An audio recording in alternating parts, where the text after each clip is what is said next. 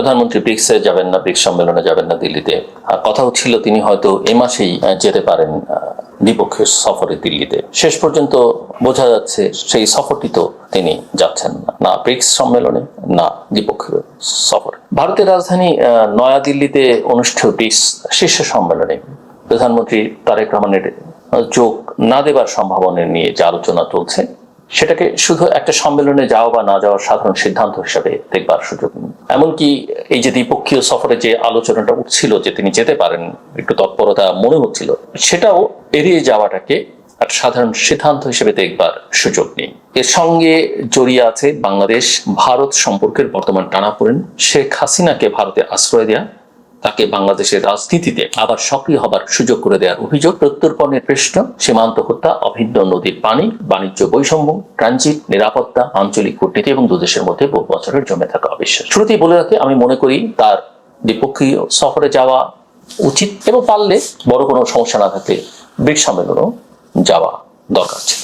প্রধানমন্ত্রী তারেক রহমানের একটা পূর্ণাঙ্গ দ্বিপক্ষীয় সফরের বিষয়ে ঢাকা ও নয়াদিল্লির মধ্যে যোগাযোগ চলছে এবং তিনি প্রধানমন্ত্রী হবার পরপরই দিল্লি থেকে আমন্ত্রণ জানানো হয়েছে। এরপরে মাত্র কয়েকদিন আগে আমরা দেখলাম তাকে ব্রিক্স সম্মেলনের যে আউটরিচ সেশন, সেখানেও আমন্ত্রণ জানানো হয়েছে। সো এই যে দুটো আমন্ত্রণ, পৃথক আমন্ত্রণ, এগুলোকে বাংলাদেশ কনসিডার করবে কি করবে না সেটা নিয়ে অনেকদিন আলোচনা চলছে। বাংলাদেশ ব্রিক্সের সদস্য নয়, তবে বিমস্টেকের বর্তমান সভাপতি হিসেবে বাংলাদেশের প্রধানমন্ত্রীকে এই আমন্ত্রণ জানানো হয়েছে। কাজে দ্বিপক্ষীয় সফর এবং ব্রিক্স সম্মেলনে অংশগ্রহণ দুটোকে এক করে দেখবার কারণে একটা সফরের মূল লক্ষ্য হবে বাংলাদেশ ভারত সম্পর্কের অমীমাংসিত বিষয়গুলো নিয়ে সরাসরি আলোচনা করা। অন্যটি হবে বহুপক্ষীয় কূটনীতির একটা গুরুত্বপূর্ণ মঞ্চে বাংলাদেশের উপস্থিতি নিশ্চিত করা এবং সেই সুযোগে ওই দ্বিপক্ষীয় যে সম্পর্ক আছে সেটাকে বেশ খানিকটা ছালাই করে নেওয়া। আমার বিবেচনা, আমি আগেও বললাম যে বাংলাদেশের প্রধানমন্ত্রীর এই দ্বিপক্ষীয় সফরে না যাবার সিদ্ধান্ত আপাতত, বা ব্রিক্স সম্মেলনে না যাবার সিদ্ধান্ত, যদি সত্যি এমন সিদ্ধান্ত হয়ে থাকে, আমি মনে করি আমি স্পষ্ট করে বলতে চাই যে সেটা সঠিক হবে না। এমনকি দ্বিপক্ষীয় সফরটি আগে হয়ে গেল, সেপ্টেম্বরে ব্রিক্স সম্মেলনে তার আবার ভারত যাওয়ার যথেষ্ট কূটনৈতিক ও কৌশলগত কারণ রয়েছে আমার বিবেচনায়। একই দেশে অল্প সময়ের ব্যবধানে দুবার সফর করা কোনো অস্বাভাবিক ঘটনা নয়, বিশেষ করে যখন একটা সফর দ্বিপক্ষীয় এবং অন্যটি বহুপক্ষীয়। আন্তর্জাতিক কূটনীতিতে সফরের সংখ্যা নয়, যে কোনো সফরের উদ্দেশ্য ও অর্জনই হচ্ছে আসল কথা। ভারতের সঙ্গে বাংলাদেশের অসংখ্য অমীমাংসিত বিষয় রয়েছে, এগুলো দূর থেকে বিবৃতি দিয়ে ক্ষোভ প্রকাশ করে কিংবা সম্মেলন বর্জন করে সমাধান হবে না, বরং কথাবার্তা বন্ধ হলে ভুল বোঝাবুঝি বাড়বে, সন্দেহ গভীর হবে এবং দুদেশের রাজনীতিতে উগ্র জাতীয়তাবাদীরা আরো শক্তিশালী হবে। প্রতিবেশী বদলানো যায় না, ইতিহাসও মুছে ফেলা যায় না, ভূগোলকে তো কোনোভাবেই অস্বীকার করা যায় না। ফলে ভারতের সঙ্গে সম্পর্ক পরিচালনার ক্ষেত্রে আবেগ থাকবে, প্রতিবাদ থাকবে, জাতীয় স্বার্থে দৃঢ়তা থাকবে, কিন্তু সংলাপের দরজাও সবসময় খোলা রাখতে হবে। ভারতের বর্তমান আচরণের বিরুদ্ধে বাংলাদেশের ক্ষোভের যথেষ্ট কারণ রয়েছে। বর্তমান বলবো না, আমি বিগত দিনগুলোতে যে আচরণ, সে কারণে ক্ষোভের যথেষ্ট কারণ রয়েছে। শেখ হাসিনা 2024 সালের 5 অগস্ট ক্ষমতাচ্যুত হয়ে ভারতে আশ্রয় নেবার পর থেকেই দুদেশের সম্পর্কের উপর একটা অস্বস্তিকর ছায়া পড়েছে। আশ্রয় দেয়া একটা বিষয়, কিন্তু ভারতীয় ভূখণ্ড ব্যবহার করে বাংলাদেশের অভ্যন্তরীণ রাজনীতিকে প্রভাবিত করবার সুযোগ দেয়া সম্পূর্ণ অন্য বিষয়। দিল্লিতে বসে শেখ হাসিনার রাজনৈতিক বক্তব্য দেয়া, তার অনুসারীদের সংগঠিত করবার চেষ্টা এবং বাংলাদেশের নির্বাচিত সরকার ও রাজনৈতিক প্রক্রিয়ার বিরুদ্ধে প্রচারণা চালানো ঢাকার কাছে স্বাভাবিকভাবেই অগ্রহণযোগ্য এবং এই বিষয়গুলো বাংলাদেশের সাধারণ মানুষকে অনেক ক্ষেত্রে আহত করেছে। ভারত সরকার হয়তো বলতে পারে এসব কর্মকাণ্ডের সঙ্গে তাদের প্রত্যক্ষ সংশ্লিষ্টতা নেই, খানিকটা তারা বলেছে এরকম কথা, কিন্তু একটা রাষ্ট্রের ভূখণ্ডে অবস্থানকারী সাবেক সরকার প্রধান অন্য দেশের যখন প্রতিবেশী দেশের রাজনীতিতে সক্রিয় হস্তক্ষেপের ভাষায় কথা বলেন, তখন সেটিকে পুরোপুরি ব্যক্তিগত কার্যক্রম হিসেবে পাশ কাটানো যায় না। ভারতকে বুঝতে হবে শেখ হাসিনার সঙ্গে তার ঐতিহাসিক সম্পর্ক থাকতে পারে, কিন্তু বাংলাদেশের সঙ্গে ভারতের সম্পর্ক কোনো একজন ব্যক্তি কিংবা একটি রাজনৈতিক দলের মধ্যে সীমাবদ্ধ নয়। বাংলাদেশের জনগণ, রাষ্ট্র এবং ভবিষ্যৎ প্রজন্মের সঙ্গে সম্পর্কই ভারতের জন্য দীর্ঘমেয়াদে গুরুত্বপূর্ণ। দিল্লির সবচেয়ে বড় কৌশলগত ভুল ছিল দীর্ঘ সময় ধরে বাংলাদেশকে প্রায় এক ব্যক্তির শাসন এবং একটি দলের রাজনৈতিক ভাগ্যের সঙ্গে মিলিয়ে দেখা। এর ফলে বাংলাদেশের একটি বড় অংশের মানুষের মধ্যে ধারণা তৈরি হয়েছে যে ভারত বাংলাদেশের গণতন্ত্র, মানবাধিকার বা জনগণের রাজনৈতিক আকাঙ্ক্ষার চেয়ে একটি অনুগত সরকারকে বেশি গুরুত্ব দিয়েছে। এই ধারণা সত্য হোক বা আংশিক সত্য হোক, দুদেশের সম্পর্কের জন্য তা মারাত্মক ক্ষতিকর হয়েছে। এখন আমি মনে করি ভারতের প্রয়োজন সেই পুরনো দৃষ্টিভঙ্গি থেকে বেরিয়ে এসে বাংলাদেশের নতুন রাজনৈতিক বাস্তবতাকে স্বীকার করে নেয়া। এবং 2 বছরও ভারত পুরোপুরি বুঝতে পেরেছে বলে মনে হয় না। তবে নির্বাচনের পর থেকে মনে হয়েছে যে ভারত কিছুটা পরিস্থিতি উপলব্ধি করতে পারছে, ব্যক্তিগতভাবে আমার কাছে মনে হচ্ছে। কিন্তু আমরা ঠিক সমান তালে সেই চেষ্টাটা করেছি সেটা কিন্তু মনে হয়নি। কারণ হচ্ছে আমার মতে একইভাবে বাংলাদেশেরও একটা ভুল করা কিন্তু একেবারে উচিত হবে না। ভারতের আগের ভুল নীতির প্রতিক্রিয়ায় যদি আমরা বাংলাদেশ দিল্লির সঙ্গে দূরত্বকে কূটনৈতিক সাফল্য মনে করি, তাহলে সেটিও হবে আত্মঘাতী। ভারত বিরোধী আবেগকে রাজনৈতিকভাবে ব্যবহার করা সহজ, কিন্তু রাষ্ট্র পরিচালনা আবেগের বিষয় নয়। সরকারকে দেখতে হবে বাংলাদেশের অর্থনীতি, নিরাপত্তা, যোগাযোগ, পানি, জ্বালানি ও আঞ্চলিক অবস্থানের বাস্তবতা। ভারতের সঙ্গে শীতল সম্পর্ক রেখে এসব ক্ষেত্রে দীর্ঘমেয়াদী সুবিধা আদায় করা কঠিন। আবার মনে রাখতে হবে যে বৈশ্বিক পরিমণ্ডলেও সবাই এখন বাংলাদেশের প্রতি বা আজকে যারা ক্ষমতায় আছেন তাদের প্রতি সহানুভূতিশীল নয়। এবং এই যে সহানুভূতিশীল যারা নন, যারা অন্য শক্তিকে ক্ষমতায় দেখতে চান, আমি সেটা আওয়ামী লীগের কথা বলছি না, কারণ আওয়ামী লীগের সঙ্গে ভারতের সম্পর্ক নিয়ে আমরা সবসময় সমালোচনা করছি এবং এখনো আমি করবার চেষ্টা করছি এই আলোচনার মধ্যে। কিন্তু অন্য শক্তিকে যারা ক্ষমতায় দেখতে চান, এখন যারা বিরোধী শক্তি হিসেবে আছেন, সেই শক্তিকে ক্ষমতায় আনবার চেষ্টার মধ্যে বা সেরকম একটা পরিস্থিতি তৈরি করবার জন্য ওই বড় বড় শক্তিগুলো কিন্তু ভারতকে ব্যবহার করতে পারে, সেটাও একটু মাথায় রাখা দরকার। আমরা সবাই কম বেশি জানি যে বাংলাদেশ ও ভারতের মধ্যে 54টি অভিন্ন নদী রয়েছে, অথচ গঙ্গা ছাড়া অধিকাংশ নদীর পানি বন্টনের কোনো কার্যকর চুক্তি নেই। গঙ্গার চুক্তি শেষ হয়ে যাবে এই ডিসেম্বরে, এবং সম্পর্ক যদি ভালো না হয় সেই চুক্তি ভবিষ্যৎ কি হবে সেটা কিন্তু বলা যাচ্ছে না। কেউ কেউ হয়তো সরকারকে বোঝাবার চেষ্টা করছে আমাদের সরকারকে, যে এটা এমনি রিনিউ হয়ে যাবে। আমার কাছে সেটা মনে হয় না। এফোর্টটা দিতে হবে। তিস্তা চুক্তি নিয়ে বছরের পর বছর আলোচনা হয়েছে, আমরা ভারত থেকে আশ্বাস পেয়েছি, সফর হয়েছে, ছবি উঠেছে, কিন্তু চুক্তিটা হয়নি। শুষ্ক মৌসুমে বাংলাদেশের উত্তরাঞ্চলের কৃষি, জীববৈচিত্র্য ও মানুষের জীবন ক্ষতিগ্রস্ত হচ্ছে। বর্ষায় আবার উজানের পানি, আকস্মিক বন্যা এবং তথ্য আদান প্রদানের ঘাটতি নতুন সংকট সৃষ্টি করে। এই যে আমি বললাম গঙ্গার পানি বন্টন চুক্তির মেয়াদও শেষ হবার পথে। এখন যদি দুই দেশের সর্বোচ্চ রাজনৈতিক নেতৃত্ব কথা না বলেন, তাহলে এই সমস্যাগুলোর সমাধানের রাজনৈতিক নির্দেশনা আসবে কোত্থেকে?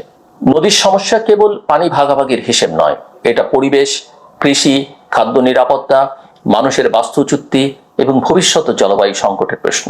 যৌথ নদীগুলোকে যদি শুধু ভারতের উজানের সম্পদ অথবা বাংলাদেশের ভাটির দাবি হিসেবে দেখা হয়, তাহলে কখনোই টেকসই সমাধান হবে না। অববাহিকা ভিত্তিক যৌথ ব্যবস্থাপনা, নিয়মিত তথ্য বিনিময়, নদী রক্ষা এবং দুর্যোগ মোকাবেলার সমন্বিত ব্যবস্থা করে তুলতে হবে। এসব বিষয়ে একটি দ্বিপক্ষীয় সফর গুরুত্বপূর্ণ। আবার ব্রিক্সের মতো মঞ্চেও জলবায়ু দুর্যোগ ব্যবস্থাপনা ও আঞ্চলিক সহযোগিতার আলোচনায় বাংলাদেশ নিজের অবস্থান তুলে ধরতে পারে। ওই প্ল্যাটফর্মে না হোক আলোচনা, অ্যাটলিস্ট এক জায়গায় ওই সব দেশের নেতৃবৃন্দের সঙ্গে দেখা হওয়ার একটা সুযোগ তৈরি হয়। আর হোস্ট কান্ট্রি হিসেবে ভারতের প্রধানমন্ত্রীর সঙ্গে একটা স্বল্প সময়ের জন্য হলেও আলোচনার সুযোগ তৈরি হয়, এবং এই কুশলাদি বিনিময়, একটা সামনাসামনি দেখা হওয়া, শুভেচ্ছা বিনিময়ের মধ্য দিয়েও সম্পর্কের উষ্ণতা বৃদ্ধি পেতে পারে, এবং সেটা হয়তো কাজেও লাগতে পারে। অনেক ভুল বোঝাবুঝির অবসান হতে পারে এর মধ্য দিয়ে। সীমান্ত হত্যাও দুদেশের সম্পর্কে সবচেয়ে বেদনাদায়ক অধ্যায়গুলোর একটি। প্রায় প্রতিবার বৈঠকের পর সীমান্তে প্রাণঘাতী অস্ত্রের ব্যবহার কমানোর অঙ্গীকার শোনা যায়। তারপরও বাংলাদেশি নাগরিক নিহত হন। সীমান্তে অপরাধ বা চোরাচালান থাকলে আইনানুগ ব্যবস্থা নিতে হবে, কিন্তু নিরস্ত্র মানুষকে গুলি করে হত্যা কোনোভাবেই গ্রহণযোগ্য নয়। বন্ধুত্বপূর্ণ সম্পর্কের দাবি এবং সীমান্তে মানুষের রক্ত, এই দুটো পাশাপাশি চলতে পারে না। বাংলাদেশের প্রধানমন্ত্রী দিল্লি গেলে তাকে এই প্রশ্ন স্পষ্টভাবে তুলতে হবে। শুধু সাধারণ প্রতিশ্রুতি নয়, সীমান্ত হত্যাকে শূন্যে নামানোর জন্য সময়বদ্ধ পর্যবেক্ষণযোগ্য ব্যবস্থা চাইতে হবে। এবং অ্যাটলিস্ট বাংলাদেশের প্রধানমন্ত্রী এগুলো বলতে পারবেন যে আমি এই বিষয়গুলো জোরালো ভাষায় বলেছি। বাণিজ্যের ক্ষেত্রে বাংলাদেশ ও ভারতের সম্পর্ক ভারসাম্যহীন। ভারত বাংলাদেশের অন্যতম বৃহৎ বাণিজ্য অংশীদার এবং সেটা হলেও বিপুল বাণিজ্য ঘাটতি রয়েছে। বাংলাদেশি পণ্য ভারতের বাজারে প্রবেশ করতে শুল্ক বহির্ভূত নানা প্রতিবন্ধকতার মুখে পড়ে। স্থল বন্দরের অবকাঠামো, মান নিয়ন্ত্রণের নিয়ম, কাস্টমস জটিলতা এবং হঠাৎ নীতিগত পরিবর্তন ব্যবসায়ীদের ক্ষতিগ্রস্ত করে। ভারত বাংলাদেশের ট্রানজিট ও যোগাযোগ সুবিধা থেকে লাভবান হতে চায়, যা নিজে কোনো সমস্যা নয়। আঞ্চলিক যোগাযোগ উভয় দেশের জন্যই লাভজনক হতে পারে, কিন্তু এই ব্যবস্থা অবশ্যই পারস্পরিক হতে হবে।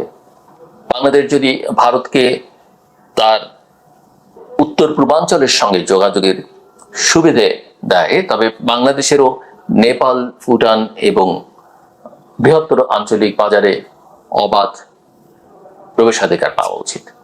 আর এই যে পণ্য ভারতে যাবার প্রসঙ্গে আলোচনা করলাম, বাংলাদেশেরও কিন্তু অনেক প্রয়োজন ভারত থেকে আসে, অনেক পণ্য যেগুলো বাংলাদেশের প্রয়োজন। এই যে কাঁচামরিচের কথাই ধরেন না কেন, অনেক সময় পেঁয়াজ, এটা ওটা নানা কিছু কিন্তু আমরা ভারত থেকে আমদানি করি, যেগুলো আমাদের এখানে উৎপাদিত পণ্যের চেয়ে মূল্য অনেক সময় কম পড়ে, বা অনেক সময় আমাদের সংকট তৈরি হলে এত সহজে এত কাছ থেকে আর কোথাও দেশ অন্য কোথাও থেকে আনবারও সুযোগ পাওয়া যায় না।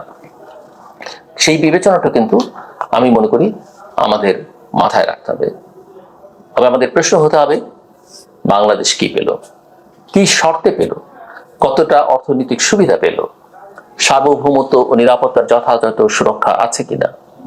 বন্ধুত্বের নামে একতরফা সুবিধা দেওয়া যেমন উচিত নয়, তেমনি শুধু ভারতকে সুবিধা হতে পারে বলে বাংলাদেশের জন্য লাভজনক যোগাযোগ প্রকল্পেও বাতিল করা বুদ্ধিমানের কাজ হবে না।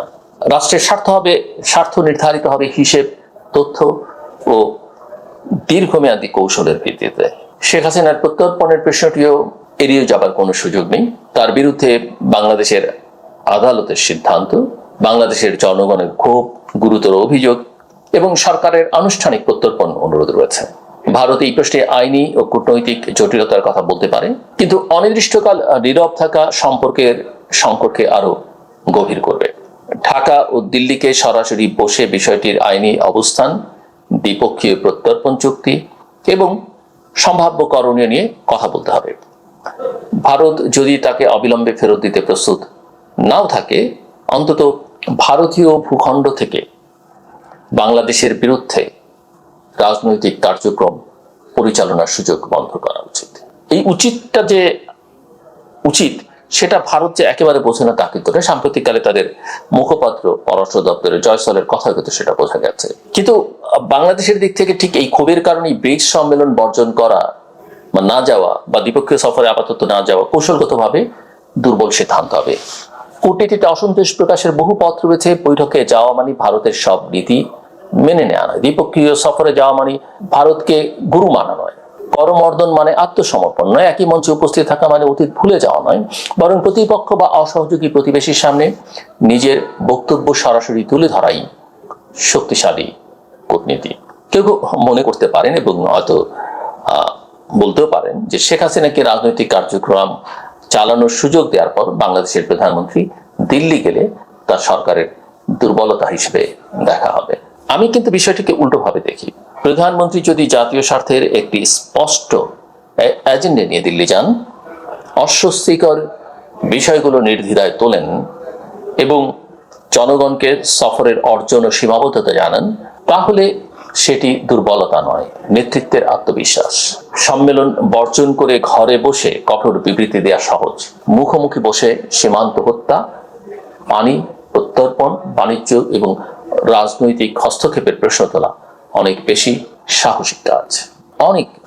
সাহসী কাজ এবং আমি বলবো অনেক বেশি প্রয়োজনীয় কাজ। ব্রিক্সের প্রসঙ্গে আসি। ব্রিক্স এখন শুধু কয়েকটি উদীয়মান অর্থনীতির আলাপের জায়গা নয়। ব্রিক্সের সদস্য বাংলাদেশ হতে চায়, আমি মনে করি না সেটা খুব জরুরি। তবে এরকম প্ল্যাটফর্মে গিয়ে আলোচনার সুযোগ থাকলে সেটা অ্যাভয়েড করা উচিত নয়। কারণ ব্রিক্স ক্রমশ পরিবর্তনশীল বৈশ্বিক ব্যবস্থায়, যেটা ভারত বলতে পছন্দ করে গ্লোবাল সাউথ, সেই গ্লোবাল সাউথের অর্থাৎ উন্নয়নশীল দেশগুলোর জন্য একটা বড় প্ল্যাটফর্ম হয়ে উঠেছে। চীন, ভারত, রাশিয়া, ব্রাজিল ও দক্ষিণ আফ্রিকার মূল কাঠামো এখন সম্প্রসারিত হয়েছে নতুন সদস্য এবং অংশীদারদের কারণে এর অর্থনৈতিক ও রাজনৈতিক গুরুত্ব বেড়েছে। বিশ্ব যখন যুক্তরাষ্ট্র কেন্দ্রিক এক মেরু ব্যবস্থা থেকে আরো বহুমেরু বাস্তবতার দিকে যাচ্ছে, তখন বাংলাদেশের মতো দেশকে সব গুরুত্বপূর্ণ প্ল্যাটফর্মে সক্রিয় থাকতে হবে। অ্যাটলিস্ট কথা বলবার সুযোগ থাকলে সেখানে যেতে হবে। বাংলাদেশ দীর্ঘদিন ধরে ব্রিক্সে যুক্ত হওয়ার আগ্রহ দেখেছে, আমরা জানি। চীন এবং রাশিয়া বাংলাদেশের অন্তর্ভুক্তির বিষয়ে ইতিবাচক মনোভাব দেখিয়েছে। ভারতের ইতিবাচক মনোভাব নেই, আমরা সেটা জানি। কাজেই ব্রিক্স সম্মেলনকে ভারতের সম্মেলন দেখলে হবে না, সেটা হয়তো ভারত হোস্ট কান্ট্রি সেভাবে বিবেচনা করা উচিত। এই যে ভারতের সম্মেলন হচ্ছে বলে বাংলাদেশ যদি অনুপস্থিত থাকে, তাহলে আমরা নিজেদের ঘোষিত কৌশলগত লক্ষ্যকেই দুর্বল করব। আন্তর্জাতিক সংস্থার একটা সম্মেলন আয়োজক দেশের ব্যক্তিগত অনুষ্ঠান নয়। ভারত আয়োজক হতে পারে, কিন্তু মঞ্চটি বহুপক্ষীয়। সেখানে বাংলাদেশের প্রধানমন্ত্রী শুধু ভারতের অতিথি হিসেবে যাবেন না, তিনি বিমস্টেকের সভাপতি এবং প্রায় 18 কোটি মানুষের রাষ্ট্রের সরকার প্রধান হিসেবে উপস্থিত থাকবে। এই ব্রিক্সভুক্ত দেশগুলোর একমাত্র চীনের সরকার প্রধান ছাড়া আর কারোর সঙ্গেই তার দেখা হয়নি এখন পর্যন্ত। সো এক জায়গায় অল্প সময়ের মধ্যে অনেকের সঙ্গে দেখা হওয়ার অন্তত সুযোগ, পরিচিত হওয়ার একটা সুযোগ তৈরি হচ্ছে ব্যক্তিগতভাবে। সেই সুযোগই কেন আমরা হাতছাড়া করব? এই সম্মেলনে চীন, রাশিয়া, ব্রাজিল, দক্ষিণ আফ্রিকা সহ বিভিন্ন দেশের নেতাদের সঙ্গে বাংলাদেশের প্রধানমন্ত্রীর কথা বলবার সুযোগ থাকবে। উন্নয়ন, অর্থায়ন, নিউ ডেভেলপমেন্ট ব্যাংক, জলবায়ু তহবিল, জ্বালানি, প্রযুক্তি, বাণিজ্য, খাদ্য নিরাপত্তা এবং দক্ষিণ দক্ষিণ সহযোগিতার বিষয়ে বাংলাদেশের স্বার্থ তুলে ধরার ক্ষেত্র তৈরি হবে। একটা দেশের প্রতি ক্ষোভ দেখাতে গিয়ে কেন বাংলাদেশ আরো কয়েকটি গুরুত্বপূর্ণ দেশের সঙ্গে উচ্চ পর্যায়ের যোগাযোগের সুযোগ হারাবে? বড় বড় কূটনীতিক, বড় বড় মন্ত্রীবর্গের মাথায় হয়তো সেটা আছে, কিন্তু আমার মতো সাধারণ মানুষের মাথায় সেটা ঢুকছে না। কেন বাংলাদেশ এই সুযোগ হারাবে? বাংলাদেশের পররাষ্ট্রনীতিকে ভারতপন্থী বা ভারত বিরোধী এই দুই পুরনো বক্সের মধ্যে বন্দী রাখা যাবে না। একইভাবে চীনপন্থী, আমেরিকাপন্থী বা পাকিস্তানপন্থী পরিচয় বাংলাদেশের জন্য ভালো নয় বা যথেষ্ট নয়। আমাদের হতে হবে বাংলাদেশ পন্থী, যেখানে জাতীয় স্বার্থ সেখানে সম্পর্ক, যেখানে অসমতা সেখানে প্রতিবাদ, যেখানে সুযোগ সেখানে অংশগ্রহণ, যেখানে ঝুঁকি সেখানে সতর্কতা। একটি পরিণত রাষ্ট্রের পররাষ্ট্রনীতি এমনই হওয়া উচিত। শুধু ওই এক কথামালা, সবার সঙ্গে বন্ধুত্ব, কারোর সঙ্গে বৈরিতা নয়, সেটাও ঠিক মতো ফলো করতে পারি না। এই নীতি দিয়ে আজকের যুগে পররাষ্ট্রনীতি চলবে না। ভারতের সঙ্গে কথা বলে চীন অসন্তুষ্ট হবে, কিংবা চীনের সঙ্গে সহযোগিতা বাড়ালে ভারতকে জবাব দেওয়া হবে। এ ধরনের শিশু সুলভ ভারসাম্য নীতির সময় শেষ। বাংলাদেশকে ভারত, চীন, যুক্তরাষ্ট্র, ইউরোপীয় ইউনিয়ন, জাপান, রাশিয়া, মধ্যপ্রাচ্য এবং দক্ষিণ পূর্ব এশিয়ার দেশগুলোর সঙ্গে পৃথক স্বার্থের ভিত্তিতে সম্পর্ক গড়ে তুলতে হবে। একটা সম্পর্ক আরেকটা সম্পর্কের বিকল্প নয়, বরং বহুমুখী সম্পর্কই বাংলাদেশের কৌশলগত স্বাধীনতা বাড়াবে। এবং এই কৌশলগত স্বাধীনতার প্রশ্নটি, অর্থাৎ স্ট্র্যাটেজিক ইন্ডিপেন্ডেন্সের প্রশ্নটি অনেক জরুরি। প্রধানমন্ত্রী তারেক রহমানের সরকারের সামনে একটি ঐতিহাসিক সুযোগ রয়েছে। দীর্ঘ রাজনৈতিক অস্থিরতা, 2024 সালের অভ্যুত্থান, অন্তর্বর্তী সময় এবং 2026 সালের নির্বাচনের পর বাংলাদেশ একটি নতুন রাজনৈতিক পর্যায়ে প্রবেশ করেছে। এই সরকারের কাছে মানুষের প্রত্যাশা শুধু দেশের অভ্যন্তরে গণতন্ত্র ও সুশাসন প্রতিষ্ঠা নয়, আন্তর্জাতিক সম্পর্কেও মর্যাদা, ভারসাম্য এবং দৃঢ়তা ফিরিয়ে আনা। ভারতের সঙ্গে সম্পর্ক পুনর্গঠন সেই পরীক্ষার সবচেয়ে কঠিন অংশ, কারণ ভারত আমাদের প্রতিবেশী, বৃহৎ প্রতিবেশী এবং চারপাশ জুড়ে যে দুই প্রতিবেশী, তার মধ্যে সিংহভাগ জুড়ে আছে ভারত আর খানিকটা মিয়ানমার। কাজেই এই পুনর্গঠন কোনোভাবেই পুরনো ব্যবস্থায় ফিরে যাওয়া হতে পারে না। অতীতে বাংলাদেশের কোনো সরকার ভারতের সঙ্গে ঘনিষ্ঠ সম্পর্কের নামে যদি জাতীয় স্বার্থে প্রয়োজনীয় প্রশ্ন তোলেনি, নতুন সরকারকে তার পুনরাবৃত্তি করা যাবে না। আবার অতীতের একপক্ষীয়তার প্রতিক্রিয়ায় সম্পর্ককে সংঘাতের দিকে ঠেলে দেওয়া যাবে না। আমাদের প্রয়োজন একটা নতুন কাঠামো, যেখানে সম্পর্ক হবে রাষ্ট্রের সঙ্গে রাষ্ট্রের, জনগণের সঙ্গে জনগণের, কোনো ব্যক্তি, পরিবার বা বিশেষ দলের সঙ্গে নয়। দ্বিপক্ষীয় সফরে বাংলাদেশের একটা সুস্পষ্ট লিখিত এজেন্ডা থাকা দরকার। শেখ হাসিনার প্রত্যার্পণ ও রাজনৈতিক কার্যক্রম বন্ধ, ভারতের মাটিতে বসে, বাংলাদেশে নয়। কারণ সেটা বাংলাদেশের সরকার আইন ঠিক করবে, জনগণ ঠিক করবে কি করা হবে না হবে। সীমান্ত হত্যা, তিস্তা ও গঙ্গা সহ অভিন্ন নদী, বাণিজ্য বৈষম্য, ট্রানজিটের পারস্পরিকতা, ভিসা জটিলতা, জ্বালানি সহযোগিতা, নিরাপত্তা, প্রচারণা, বিভ্রান্তিকর তথ্য সবকিছু আলোচনায় রাখতে হবে। একই সঙ্গে সম্পর্ক উন্নয়নের ইতিবাচক ক্ষেত্রগুলো চিহ্নিত করতে হবে। স্বাস্থ্যসেবা, শিক্ষা, পর্যটন, সংস্কৃতি, বিদ্যুৎ, দুর্যোগ ব্যবস্থাপনা এবং আঞ্চলিক যোগাযোগের সহযোগিতার বাস্তব সুযোগ রয়েছে। প্রধানমন্ত্রীর ভারত সফরের আগে বাংলাদেশের বিভিন্ন রাজনৈতিক দল, বিশেষজ্ঞ, ব্যবসায়ী, পানি ও সীমান্ত বিষয়ক গবেষক এবং নাগরিক সমাজের সঙ্গে আলোচনা করা যেতে পারে। এতে সফরটি কোনো দলীয় উদ্যোগ না হয়ে জাতীয় কূটনৈতিক প্রচেষ্টার অংশ হিসেবে গণ্য হতে পারে।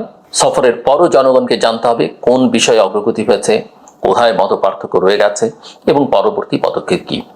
গোপন সমঝোতা সংস্কৃতি দুদেশের সম্পর্ককে অতীতে যথেষ্ট ক্ষতি করেছে এবং সেই ক্ষতির মূল্য বাংলাদেশ তো দিচ্ছেই, বোধ করি কোনো কোনো ক্ষেত্রে ভারতকেও দিতে হয়েছে। একটা গুরুত্বপূর্ণ বিষয় মনে রাখা দরকার, ভারত ও বাংলাদেশের সঙ্গে দীর্ঘস্থায়ী বৈরিতা বহন করতে পারবে না। ভারতের উত্তর পূর্বাঞ্চলের যোগাযোগ, বঙ্গোপসাগরের নিরাপত্তা, সীমান্ত ব্যবস্থাপনা, আঞ্চলিক বাণিজ্য এবং দক্ষিণ এশিয়ায় তার গ্রহণযোগ্যতার জন্য একটা স্থিতিশীল ও সহযোগী বাংলাদেশ প্রয়োজন। বাংলাদেশের জনগণের আস্থা হারিয়ে কেবল কোনো বিশেষ রাজনৈতিক শক্তির উপর নির্ভর করে ভারত নিজের স্বার্থ রক্ষা করতে পারবে না। বাংলাদেশের প্রধানমন্ত্রী দিল্লি গেলে ভারতের নেতৃত্বকে এই বাস্তবতা স্পষ্টভাবে বোঝানো উচিত এবং আমি মনে করি সেটা ভালোভাবেই সম্ভব। আমাদের দেশেও ভারতকে ঘিরে আবেগের রাজনীতি দীর্ঘদিন ধরে চলেছে। এক পক্ষ ভারতের প্রতিটি পদক্ষেপকে বন্ধুত্ব হিসেবে প্রচার করেছে, অন্য পক্ষ প্রতিটি যোগাযোগকে আত্মসমর্পণ বলেছে।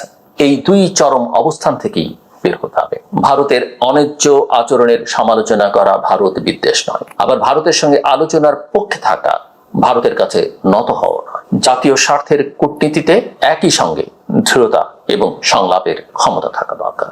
এই সক্ষমতা অর্জন অত্যন্ত জরুরি। ব্রিক্স সম্মেলনে যোগ দিলে প্রধানমন্ত্রী তারেক রহমান ভারতের সঙ্গে চলমান উত্তেজনার মধ্যেও দেখাতে পারবেন যে বাংলাদেশ প্রতিক্রিয়াশীল নয়, আত্মবিশ্বাসী। ঢাকা ক্ষুব্ধ হতে পারে কিন্তু বিচ্ছিন্ন নয়, প্রতিবাদ করতে পারে কিন্তু সংলাপ ছেড়ে দেয় না, জাতীয় স্বার্থে আপোষ করে না, আবার দরজাও বন্ধ করে না। এই বার্তাটি শুধু ভারতের জন্য নয়, আন্তর্জাতিক সম্প্রদায়ের কাছেও গুরুত্বপূর্ণ এবং আমি মনে করি এই জায়গায় বাংলাদেশের চুপ করে বসে থাকবার কোনো সুযোগ নেই। এবং দ্রুততার সঙ্গে যদি দ্বিপক্ষীয় সফর করা, যেটা আলোচনা শুনছিলাম, হয়তো হবে এই মাসে, যেটা এখন না হওয়ার আশঙ্কা করা হচ্ছে, এই সফরের কয়েক সপ্তাহ পর আবার দিল্লি যাওয়া নিয়ে যে প্রশ্ন হতে পারে সেটিরও সহজ উত্তর আছে আমার কাছে। প্রথম সফরে দুদেশের সমস্যা সম্ভাবনা নিয়ে বিস্তারিত আলোচনা হবে। ব্রিক্স সফরে বহুপক্ষীয় কূটনীতি, অন্যান্য বিশ্ব নেতার সঙ্গে বৈঠক এবং প্রথম সফরের আলোচনার অগ্রগতি পর্যালোচনার সুযোগ থাকবে। এরপরে আবার ইউএনজিতে দুই নেতার দেখা হওয়ার সম্ভাবনা রয়েছে, সেখানেও সাইড লাইনে টুকটাক আলোচনা হতে পারে। এগুলো সম্পর্ককে উষ্ণ করে তুলতে পারে অনেক ক্ষেত্রে। আন্তর্জাতিক কূটনীতিতে নিয়মিত যোগাযোগের সম্পর্ককে ফলপ্রসূ করে। একটি বৈঠকই বহু দশকের সমস্যার সমাধান হয়ে যায় না। আরেকটা কথা মাথায় রাখতে হবে যে মন্ত্রী পর্যায়ের বৈঠক হচ্ছে, সচিব পর্যায়ের বৈঠক হচ্ছে, যোগাযোগ হচ্ছে, এগুলো নিঃসন্দেহে গুরুত্বপূর্ণ, কিন্তু তার চেয়ে বহু গুরুত্বপূর্ণ অনেক সমস্যার সহজ সমাধান হয় শীর্ষ দুই নেতার বৈঠকের মধ্যে। সেটা কিন্তু আমাদের বিবেচনা রাখতে হবে। নিজ থেকে কেউ যদি বলেন আমি তো যোগাযোগ করছি, আমরা তো করছি, আপনি থাকেন, এটা আসলে ওই প্রধান নেতার ভাবমূর্তির ক্ষেত্রেও সংকট তৈরি করে। এটা কিন্তু মাথায় রাখতে হবে, বুঝতে হবে। কাজেই একটা বৈঠকে যে কথা বলছিলাম যে বহু দশকের সমস্যার সমাধান হয়ে যায় না, আবার ক্রমাগত বৈঠক হতে থাকলে, দেখা সাক্ষাৎ হতে থাকলে অনেক সমস্যার সমাধান অনেক সহজ হয়ে যায়। দ্বিপক্ষীয় সফর এবং ব্রিক্স সম্মেলনের মাঝের সময়টিকে একটা পরীক্ষামূলক সময় হিসেবে বাংলাদেশ ব্যবহার করতে পারে। প্রথম সফরে কিছু বাস্তব পদক্ষেপে সম্মতি হলে ব্রিক্সের সময় তার অগ্রগতি দেখা যাবে। ভারত যদি সীমান্ত হত্যা বন্ধে দৃশ্যমান ব্যবস্থা নেয়, শেখ হাসিনার রাজনৈতিক কর্মকাণ্ড নিয়ন্ত্রণ করে, পানি আলোচনা এগিয়ে নেয় কিংবা বাণিজ্য প্রতিবন্ধকতা কমাতে উদ্যোগী হয়, তাহলে সম্পর্কের পরিবেশ বদলাতে পারে। আর যদি অগ্রগতি নাও হয়,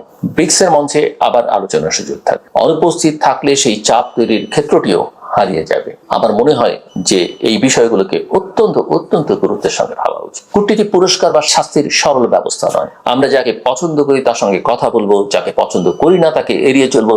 রাষ্ট্র এভাবে পরিচালিত হয় না। বিশ্বের সবচেয়ে বৈরী দেশগুলো যুদ্ধের মধ্যে যোগাযোগ রাখে, কারণ কথাবার্তা বন্ধ হওয়ার পরই ভুল হিসেব, উত্তেজনা এবং সংঘাতের ঝুঁকি সবচেয়ে বেশি বাড়ে। বাংলাদেশ ও ভারতের মধ্যে যুদ্ধ নেই, তবে আস্থার সংকট আছে, একথা অনস্বীকার্য। এই সংকটের সমাধান আরো দূরত্বে নয়, শর্তযুক্ত ও সাহসী সম্পৃক্ততায়। ঢাকাকে স্পষ্ট করতে হবে, নতুন সম্পর্ক চাইলে ভারতকে বাংলাদেশের নতুন বাস্তবতা, জনগণের অনুভূতি এবং সার্বভৌম সিদ্ধান্তকে সম্মান করতে হবে। একই সঙ্গে বাংলাদেশকে বুঝতে হবে প্রতিবেশীর সঙ্গে সমস্যাকে অনন্তকাল ঝুলিয়ে রেখে কোনো রাষ্ট্র এগোতে পারে না।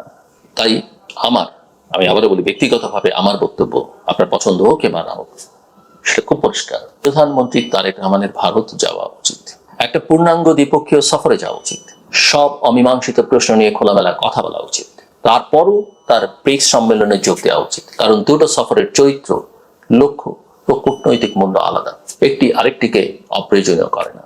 যদিও আমরা দেখছি এখন কোনোটি দুটোই ঝুলে গেছে বা ঝুলে যাচ্ছে।